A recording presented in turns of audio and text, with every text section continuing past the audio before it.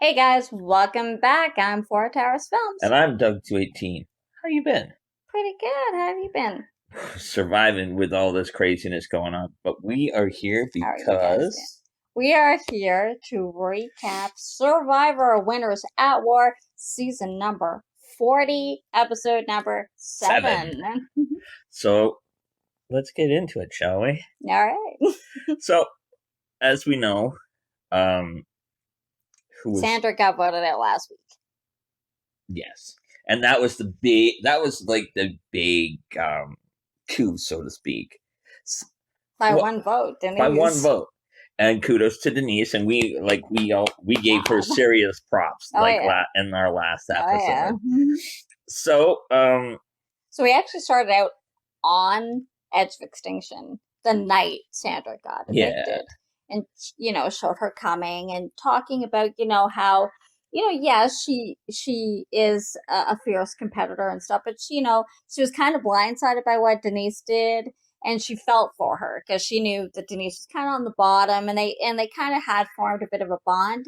So, she knew that Denise was probably going to go, so that's why she gave her idol. And then Denise is the one who ended up voting her out. Well, I think a lot of too, she changed up how she was playing her game. A little bit, yeah. A little bit. Yeah. She was more in previous seasons. She was more cutthroat. She was more not so much this season. I think she hates the fact that she got played, and she got played by someone who she didn't think would play her. Play her. But it is a different season. It's winners. So, yeah. I mean, they've all won before. So, I mean, it makes sense, right? That that's who you would cut out, is the only 2-time winner so far. But apparently now there's going to be a different, a new 2-time winner. Anyway, so she actually showed up and said, and it looked like, and it's true, pretty much except you all the old school players have been voted out now. The new school are voting out the old school. So she's asking, she explained what had happened. She's asking, what's going on here. And they say, they're not getting very much rice every day. They have to go up that cliff kind of hill to get it. And they got a sketchy shelter. So Sandra actually came up to a kind of a surprising conclusion that she wasn't going to stay. And she went, that's it. She was going to leave because she's like basically saying, what's the point? She doesn't think she can get back in the game. Yeah.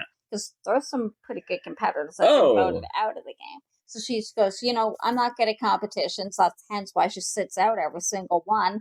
So why stay here if there's probably no chance of me getting back in? So she actually decided to leave.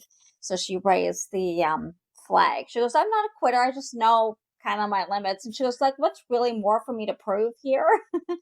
She's already won twice, all that kind of stuff. So she goes, I'm going to retire, with my head held high. So she actually left. So then the next day, we're still on Edge of Extinction, and they get another challenge that they have to do. Tyson had gone, and everybody gets their own scroll. And it's a search for fire tokens. Fire tokens, and there's 4 of them on the island. And there's no limit to how many any contestant can find at any given time.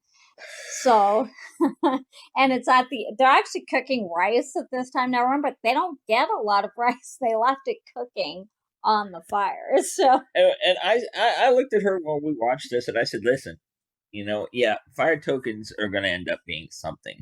And they're showing that they are kind of a power chip kind of thing. Their currency. But I'm sorry, but if I got limited amount of food, I'm not leaving that on the fire. Take it off the fire so you can eat it later. Yeah. But they didn't. And they all, what it was is these fire tokens, there's different paths there. And it said that basically the fire tokens are found at the end of the paths. Yeah. So they all took off running. Rob top speed. Oh, yeah. Rob was outran all of them. Tyson took a different approach. He was thinking more strategically. He's thinking that it's not going to be the one who gets there fastest is the one who thinks where they're actually going to be placed, kind of thing. They're not just going to be literally at the end of the path. They're going to be hidden somewhere or whatever. So he actually took a more strategic approach. So the camera actually followed him, and he's walking around and looking around. He did find one. But no matter where he looked, he couldn't find any other ones. And apparently, neither did anybody else. So they all came back together, and they didn't trust that nobody else had found them. So they're all like, checking, okay, frisk me. And apparently, nobody had it. However, it comes to light, Rob has the other three tokens. Because he was right. Him taking off and getting to all the paths before anybody else, they pretty much literally were at the end of the paths. And, Tyson kind of slagged him a little bit. He's kind of a pudgy fellow, and, I should be able to kind of... Well, Rob's he's got a little bit of a business. I guess. But... And Tyson's pretty tall and long and lanky. So he kind of thought he could blow past Rob and find him. But, hey... That was the case. That wasn't the case. Rob's got 3. He didn't tell anybody about that. And I think he might have a couple more in his... Well, he was, I think, given some, wasn't he? Yeah, I think so. But he also has ones that he found. So he has 3 that he found on that challenge. Yeah. So he might have others that... I'm not sure if anybody gave him their token or not when he was still in the game. I can't remember. I think they did. If anyone remembers, if you guys remember, let us know. I can't remember if they did. So we go back to camp, right? And now Yule's kind of upset from like how Wendell kind of carried himself at Tribal the previous time, and he's like, okay, I think I really need to talk to him and go, all right, you kind of made me unsteady here because I thought we had something going, right? And now you're making cross deals, so are we good? Right. And Wendell's like, he was receptive to it. He listened to what you all had to say, and he said, I apologize for my behavior, and I'm sorry that I led you to believe that we weren't on the same page. If I was Yul, I wouldn't trust him as far as I could throw him. Sorry. Well, really, you can't trust anybody 100%. Everybody's there to win. It's $2 million. Of course. So, but you have to be able to trust somebody to an extent at this point. Yeah. So, at least to a point to get you further in the game. Oh, but yeah. I don't think Wendell is all that trustworthy. If you guys remember him from 2 years ago, he's playing somewhat different game, but I think there's aspects of it that he played before. He played a pretty cutthroat game. Yeah, he's pretty sketchy. I think he played about 2 years ago, so... Yeah, he did. Because he even mentioned that in one of his little vignettes. But then there's another part with Wendell is talking with Michelle, and she's talking to him about after the conversation with Yul about how he's playing, really. And I think I didn't see her. Of course, a lot was cut out, but I didn't see her being like preachy kind of thing, but maybe to try to guide him so that maybe they could work together kind of thing, later. And so he's coming across as, don't talk to me like that, don't put me on the leash, all that kind of stuff. But he only really says that to her. And what's interesting is when they're talking, Yul's nearby and he's overhearing when they're talking about stuff. And as we've noticed, he doesn't really talk to Michelle that nicely, I don't think. Not really with respect. And you'll notice it too. And even later on, talked to Michelle. Of course. And said that the way he talks to you and talks about things, or to us, like him and Nick about things, is different. It's more with respect, and he actually listens to what they have to say. With you, he kind of cuts off. Like, he doesn't really listen to what you have to say, and he talks to you with kind of disrespect. And it's true. We've seen it. I'm sure you guys have too. And Michelle realizes it, and it's probably one of the reasons they didn't date very long. Yeah. So, and actually, Nick asked her, how long did they date? And she goes, not very long. So, I mean, I don't blame you, actually, if you're exactly. You're like that. If you're outside the game like that, too. It's different in the game. A lot of people are different in the game. But, if you're like that, okay. Anyway. But it looks like, but what we didn't comment on as well was, Ethan has been kind of struggling on Edge of Extinction. Thinking about, do I stay? Lack of food. What's it doing to my body? Because of his cancer. So it really kind of helped him. He was talking to Parvati about it, and it really helped. It really helped him that Parvati was there, and she kind of said, "Don't." Well, she asked him, "Are you going to self-evict?" Yeah, self-evict, leave. Put the flag up, and he said no. He's going. He wants to because he wants to prove to himself and others who have had medical issues that they can't do this. So I think he knows logically that the odds are against him, because it's usually a physical game, like a physical challenge to get back into the game. Of course. So I think he knows that he's going to have huge odds. You never know, he could do it, but he has a lot of odds against him getting back in. But he doesn't just want to leave. He wants to fight it out, which is great, because he's doing really well. I mean, I'm sure it's hard remarkably on him, well, of course. So at this point, we go to Immunity Challenge. And it's one they've done before, actually, in Nick's season. Yeah. So basically, which his team lost. So basically, it's 2 tribes will gain immunity. It's 3 tribes. Yes, 2 tribes will gain immunity. It's going back to what it was before. So what they had to do, each tribe had to carry a large saucer, and it was heavy. It's a heavy wooden saucer. They all have to carry it. It's huge. Fill it up with water. Take this saucer over through an obstacle course. Don't spill any of the water. Try not to. Try not to. And fill up a well, which will drop puzzle pieces. Yeah. You have to put the saucer on the base, then build the puzzle. Right. So Jeff throws up his arm. Go. And Dakal and Sele kind of... Dakal and Sele actually tried to rush their way through it, and they were losing, because they're trying to go quickly, losing a lot of water in the process. Yara took a more methodical approach, and actually a better approach. They took their time and was very careful to take the water back. And in the end, they actually only had to do it once. Yeah. Because they had enough water. They didn't lose that much. So their puzzle pieces dropped first. Dakal and Sele had to actually go back twice and get more water. So and that gave Yara a big lead. Big lead. Pretty big lead. Not exceptionally, but pretty big. Enough to get them to get their puzzle about halfway done before the other ones even got their puzzle pieces. So, I mean, in the end, really, Yara actually won because they had a big enough lead. Of course. Because like Jeff has said before, sometimes speed's not always a factor here. A lot of times, sometimes it's strategic and taking your time, because, they don't lose so much water.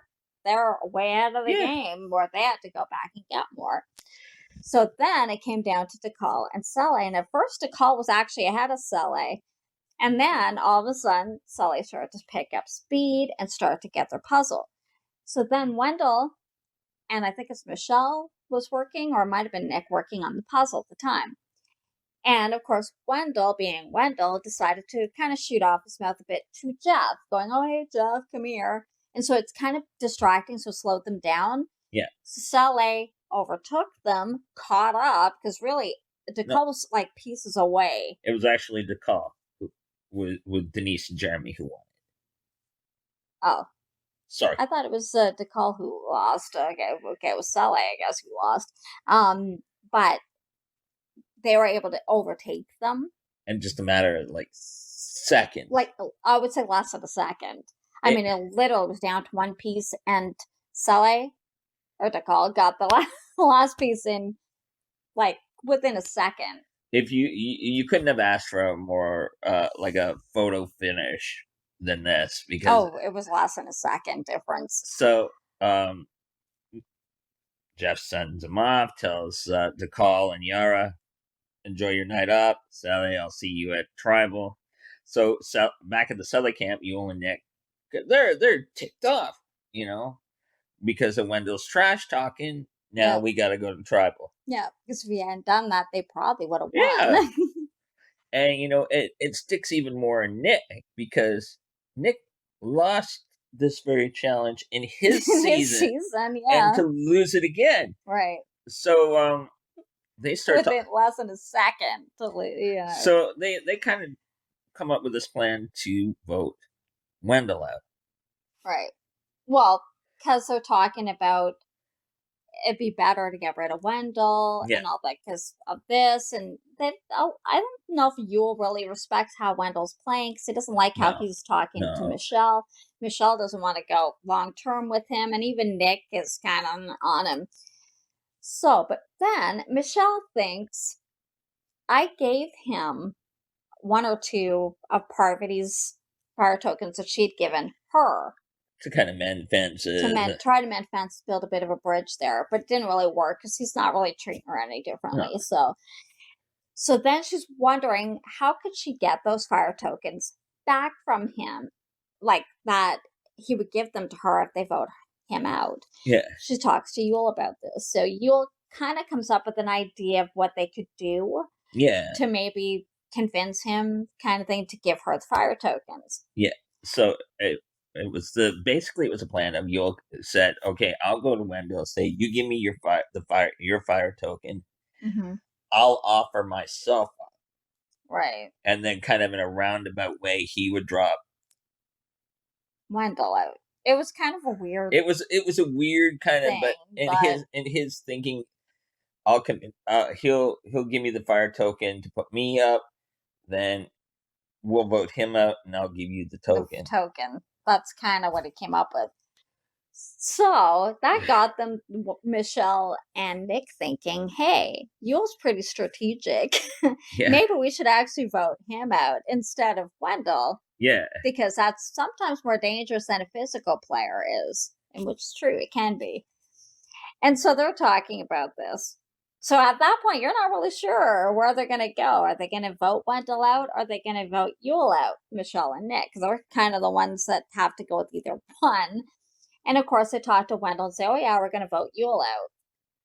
So we get to Tribal, and they're all talking about it. And Yul kind of more or less comes up with that idea, like with the fire tokens, and kind of explains what he's thinking. Yeah. With that, like, you don't necessarily want to vote this person out because they could give you their fire token, and of course, it's going to have currency at some point in this game.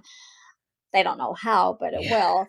And all that kind of stuff. So I don't know if you kind of almost saw the writing on the wall. And actually, Michelle and Wendell talked too about how he's talking to her, and he kind of sort of apologized in a weird roundabout way. Yeah. I guess you could call it an apology for how he's talking to her, I guess. I think she took it that way, but I don't know, she 100%, So I don't know. No one votes were cast, no idol was played.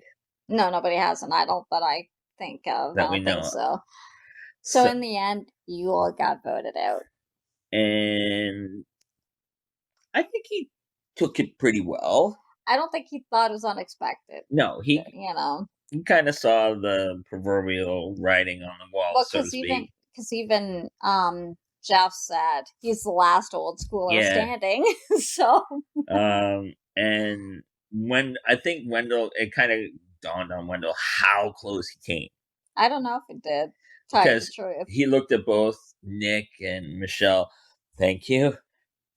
I think he knew it was a possibility. Yeah. I mean, because again, we're not seeing everything that they filmed, right? So I don't know if he knew it was a possibility. I think he figures it might have been because everybody's talking, and of course, Yul's gonna try to, stay. So he's gonna need their votes, right? So I guess he figured it was a possibility. So we get to the point where Yul's leaving. He drops his fire token too. He actually separated his fire token too. He gave one to Sarah, and he gave the other to Sophie. So, which is interesting, but why not? And we see the last of the old schoolers arrive on Extinction. Yep. It's previews for next week show the merge is upon us. Drop your buffs. We are merged. So that's going to change the dynamics of the game. Is to call, which is almost pretty much still intact. Kind of. I think they still have the numbers. Then I believe so. So are they going to reunite, or some of the new people going to, like the new kind of alliance is still going to go forward? But as we saw also, now everybody's name's getting thrown out. Oh, of course. Because there's still some pretty big players in this game. You still have Tony still in this game. Sophie's still in this game. Jeremy's still in this game. Denise did a power play. So, I mean, you've got some pretty good players still. So, and plus, remember, somebody from Edge of Extinction is going to come back. Yep. So, that's probably going to be coming up fairly soon. Usually, it happens not too long after the merge. So, viewers, we'll see what happens. We kind of talked back and forth who we thought was going to come back in. Right, we had an idea. We have an idea, but who do you think? Let's put the challenge out to you guys. Who do you think that's on Edge of Extinction, male or female, is going to come back? Like you say, because remember, only one's going to come back. Yeah. So we're saying either out of the males, we think the highest percentage chance would be Tyson. Because remember, he's, like we said, he's still got peanut butter. He has peanut butter, yeah, and he's a good competitor, and he's also smart. Yeah. So we think, although Rob is a close second, but we think probably Tyson is the best chance. Yeah. Out of the females, we think it's probably going to be a choice between Parvati or Natalie. Because now is a comp beast. Oh, so Natalie's rock solid, and when she gets motivated, nothing can stop her. I mean, I know she's been there the longest, but she doesn't seem to be that worn out. Let's say. No. So we'll see when it happens. So tell us your choices. What do you think? Well, that's it for this week. We hope you enjoyed it. If you did, give it a thumbs up. Don't forget to subscribe and hit the notification bell so you know when we upload every time Survivor airs. Hope you guys are staying safe during these times, and hope you enjoy this little distraction, at least for a little while, during all this. And we will see you next time. Bye. Take care, guys.